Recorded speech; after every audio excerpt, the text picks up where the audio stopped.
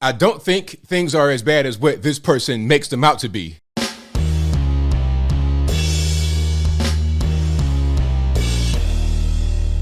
How's everybody doing? My name is Anthony Brian Logan, and today we got to talk about a trans Starbucks barista who melted down in a video that they posted themselves onto the social media about a couple of things. I think the first thing was about the work being too much. 8 hours at Starbucks. Oh, the horror. The horror. How can this person survive? Then there's also the issue of misgendering. Now, you got to understand this person is a biological XX woman, I suppose. Now, if wrong, let me know in the comments below. And they now identify as a man. But you got part in some people, they may not be to understand what you're going through. They may still see your previous self. They may not really be able to recognize the new you. And before I get too far into it, let's roll the clip. If you want to see the clip in full without my commentary, the link, as always, will be in the description. And a disclaimer, I'm not here to just make fun of this person. I will crack jokes, so that's what I do. I enjoy cracking jokes about anybody, including my own self. So it's not like I'm targeting this person. But I'm going to give some advice here. Uncle ABL time in a minute. But let's roll the clip first and see what's happening from this person's perspective. People wonder why we need a union at Starbucks, and I am literally about to quit. Like, I don't know if I'm going to do it, but, like, I really want to. I almost walked out today, and I'm crying in the back room right now, and I almost cried on the floor. It's just, I'm like a full-time student. I get scheduled for 25 hours a week, and on weekends they schedule me the entire day, open to close. I'm on the schedule for 8.5 hours, both Saturday and Sunday. Let's pause right there. Okay.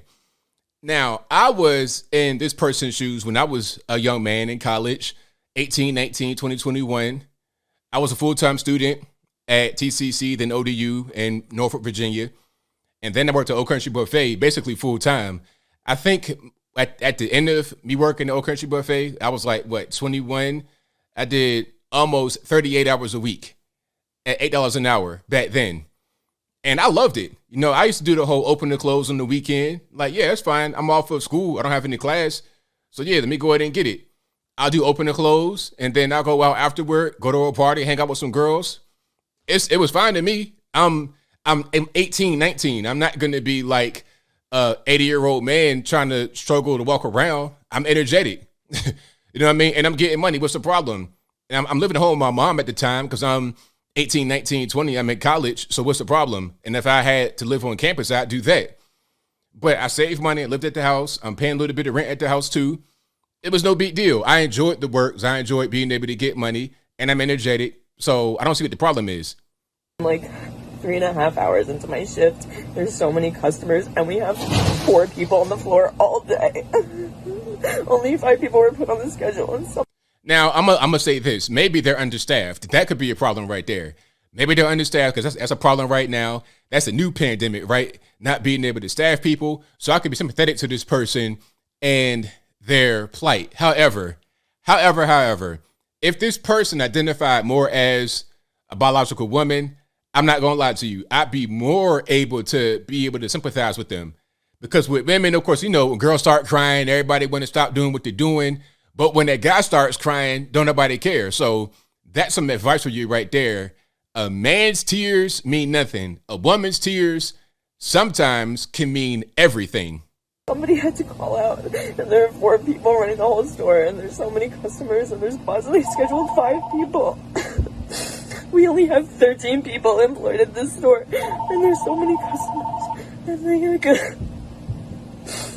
We don't have fair scheduling. Managers don't care about us. Our manager was supposed to come in this weekend, and he took himself off the schedule, so he wouldn't be able to be held accountable for calling out. He just literally tore down the schedule that he was scheduled on and put up a new schedule where he wasn't on the schedule. Also, he couldn't have even seen that he was scheduled in the first place because he didn't want to be held accountable for not wanting to come in. They will do that because, you know, they can just do stuff like that. They do that. But you know what? You work there, so at a certain point, if your job isn't treating you right, you have the option to go to other places. You know, you can do that. You could demand certain things. It's like, look, if maybe you want some more money, you want more pay, you want better scheduling, you got to be able to use whatever leverage you have to negotiate. Are you a good worker? Are you there all the time? Are you needed? Are you an essential employee of this particular establishment? They're already light on staff. So if you say, you know what, give me some more money, give me better hours, they might be able to, they might actually bend to your will. But you got to be strong. You got to put on your big boy pants and get out there and ask for what you want, right? They don't want to help us. We need a union because this can't happen. This can't happen. We need fair scheduling. We need managers to hold themselves accountable for helping their workers. They refuse to turn mobile orders off. We need the liberty to be able to do that because there's so many mobile orders and I need to get through all of them. And then people are yelling at me because they don't have their orders ready and they don't know what to do. And a customer was misgendering me today, like really badly. I didn't have their order ready. And so they were just like talking like each other and they're like, she's clearly incompetent. I have a full mustache and beard. Let's pause. Okay, the whole mustache and beard thing, that's so heteronormative, ain't it? That's so binary, ain't it? To use their language. I don't talk like that in my real life. Don't nobody say that. They were like, hetero, huh? What's that mean? But anyway, I've seen lunch ladies when I was a little kid who were just regular ladies, not trying to be gender bending, with more impressive mustache and beard combinations, okay? And as a matter of fact, you're talking about some new stuff, people that are intentionally kind of doing some gender bending stuff. I saw a guy, like a biological male, with some Attila the Hun, Karl Marx. I'm talking about some super impressive beard and mustache. I was like, hey, I want my mustache to be like that. I envy this guy's mustache. This guy did not identify as either gender. He was gender fluid. So it's like, I'm a male, a female, a Barista, a cis bro. He didn't identify as anything. So if you were to say, sir or ma'am or whatever, it wouldn't even apply. So the same thing to you. I'm not going to assume nothing, really. Oh, I'm going to assume what makes the most sense. All right. And I'm seeing you crying here and I'm hearing your voice and I'm feeling the emotion. You are a biological woman. You can identify as something else and that's cool. That's your prerogative to do so. But I know what I see at the end of the day. I'm not a fool. What the fuck? I don't get accommodations for being neurodivergent. I don't. So neurodivergent, that's like autism or something, or some kind of, you're different. You're differently able mentally. And if that's incorrect, y'all let me know in the comments. I'm not saying he has to have autism or she has to have autism or whatever this person's pronouns are. I'm just saying that could be a thing that's listed under the umbrella of neurodivergence. I can't use, people get mad at me for using my sick time. I don't even know what to do anymore. I'm like at my wit's end with this job. I really am. It's time to quit, bro. It's time to quit, man. If you don't like it, go do something else. You know what I'm saying? You probably a young man, young girl, whatever it is. It's time to quit. It's time to go ahead and figure something else out. And I'm going to come back here so you can see me clearly. Now, I have a couple questions, just light questions. My question would be, what do you want to be in the future? Because if this right here, Starbucks, is too much for you, what are you trying to do next? Are you trying to be in a serious professional career in corporate America, something like that? Because that right there will stress you clean, smooth out. Because not only are you dealing with the pressure of the job, being able to perform, you're also dealing with interpersonal politics in the office. Oh, that's a whole different animal right there. Sexual harassment and stuff like that. Oh, it gets real. Okay, the brown nosing and the kiss ups and all that, trying to get to the top.